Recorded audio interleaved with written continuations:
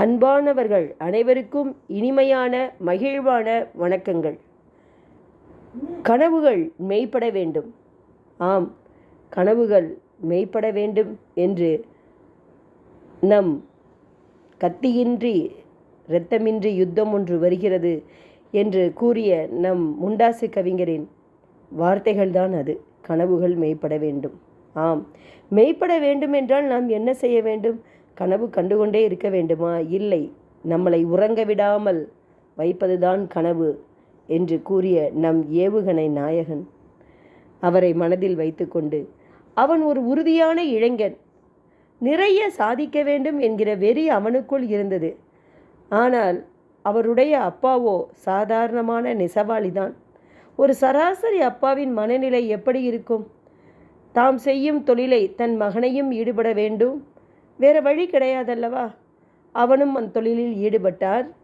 அவன் கைகள் ஆடைகளை நெசவு செய்த போதும் மனவோ கனவுகளை நெசவு செய்தது. என்றாவது எப்படியாவது எதையாவது சாதிக்கப் போவதாக கற்பனையாக திசை தெரியாது பேசித் தெரியும் வெற்றி இளைஞனாக அவன் இல்லை. அவனது எண்ணம் தெளிவாக இருந்தது, தீர்க்கமாக திட்டம் தயாராக இருந்தது.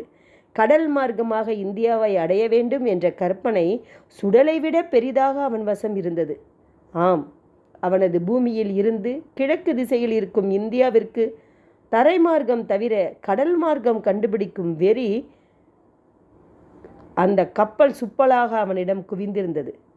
அந்த இளைஞன்தான் கிறிஸ்டோபர் கொலம்பஸ்.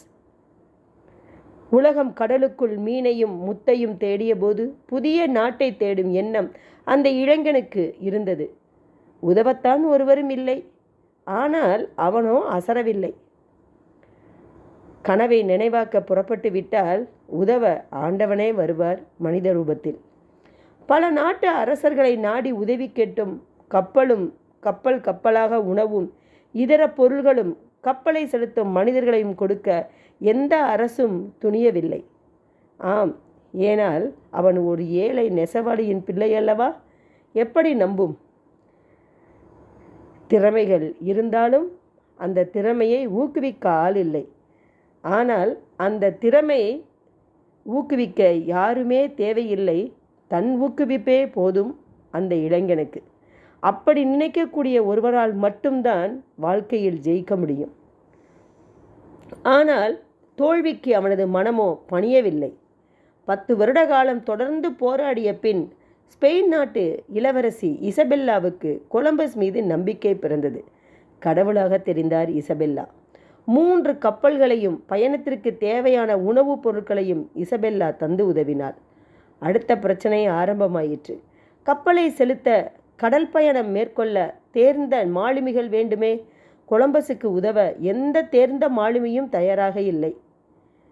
முன்பின் தெரியாத கடல்வழி பயணத்திற்கு உயிரை பணயம் வைக்க ஒருவரும் தயாராக இல்லை. அனுபவம் உள்ள மாலுமிகள் மட்டுமல்ல, தின்று கொளுத்த தெண்டசோர்கள் கூட அவரிடம் வர தயாராக இல்லை. ஆனாலும் கொலம்பஸ் நம்பிக்கையை கைவிடவில்லை. சிறை கைதிகளை, மரணத்தின் விளிம்பில் நின்ற குற்றவாளிகளை, கொள்ளைக்காரர்களை தன்னுடன் அழைத்து போக விரும்பினார். எதிர்பார்த்த மரணம் அல்லது எதிர்பாராத பயணம் என்பதில் மரணத்தை விட பயணம் பரவாயில்லை என்று முடிவு செய்த 87 தண்டனையாளர்களை உடனழைத்து கொண்டு கொலம்பஸின் கப்பல் பயணம் பயணித்தது. தண்டனை பெற்றவர்களை அழைத்து போவது என்பது எவ்வளவு பெரிய கொடுமையான தண்டனை தெரியுமா? கொலம்பஸ் அசரவில்லையே.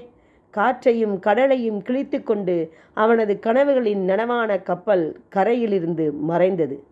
அடுத்த குழப்பம் ஆரம்பமானது. கிழக்கே இருக்கும் இந்தியாவை அடைய புறப்பட்ட பயணம் தவறாக மேற்கு நோக்கி நிகழ்ந்துவிட்டது. அடுத்த தவறுதான் ஒரு புதிய சரித்திரத்தையே படைத்தது. வீரர்களையும் தீரர்களையும் கடவுள் ஒருபொழுதும் கைவிடுவதில்லை என்பது உண்மையாயிற்று. நம்பிக்கை உள்ளவர்கள் ஆசீர்வதிக்கப்பட்டவர்கள் என்பது நிரூபணமாயிற்று. மேற்கு நோக்கிய தவறான பயணம்தான் அமெரிக்காவை கண்டுபிடிக்க காரணமாயிற்று. ஏழை நெசவாளியின் கனவு நிஜமாக நினைவாக அவரிடம் வசப்பட்டது அமெரிக்காவை கண்டுபிடிக்க. அடடா, கொலம்பஸ் அமெரிக்காவை கண்டுபிடித்த மாதிரி இனி கண்டுபிடிக்க பூமியில் என்ன இருக்கிறது? 5 கண்டங்களையும் அதன் உள்வுறங்கும் எண்ணெய், நிலக்கரி, வைரம் உட்பட அனைத்தையும் அமெரிக்காவின் சாட்டிலைட்டுக்குள் கண்டுபிடித்து விட்ட பிறகு நாங்கள் கண்டுபிடிக்க இனி என்ன இருக்கிறது என்று யோசிக்கிறீர்களா? பொறுங்கள். கொலம்பஸை போல் நீங்களும் அமெரிக்காவை கண்டுபிடியுங்கள் என்று சொல்வது நம்முடைய நோக்கமல்ல. உங்களுக்குள் ஒரு கொலம்பஸ் இருக்கிறாரே, அவரை நீங்கள் கண்டுபிடித்து விட்டீர்களா? எதையாவது சாதிக்க வேண்டும் என்கிற வெறி உங்களுக்குள் ஒளிந்திருக்கும், மறைந்திருக்கும். அந்த கொலம்பஸை நீங்கள் கண்டுபிடிக்க வேண்டாமா? இனி கொலம்பஸ் மாதிரி அமெரிக்காவை கண்டுபிடிக்க வேண்டாம், கொலம்பஸை கண்டுபிடியுங்கள், உங்களை கண்டுபிடியுங்கள்.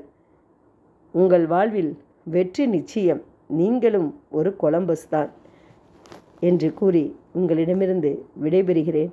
நன்றி, வணக்கம். வாழ்க வளமுடன், வாழ்க வையகம். இந்த வீடியோ உங்களுக்கு பிடிக்கும்னு நினைக்கிறேன். லைக் பண்ணுங்கள், ஷேர் பண்ணுங்கள் அண்ட் சப்ஸ்கிரைப் பண்ணுங்கள். தேங்க்யூ.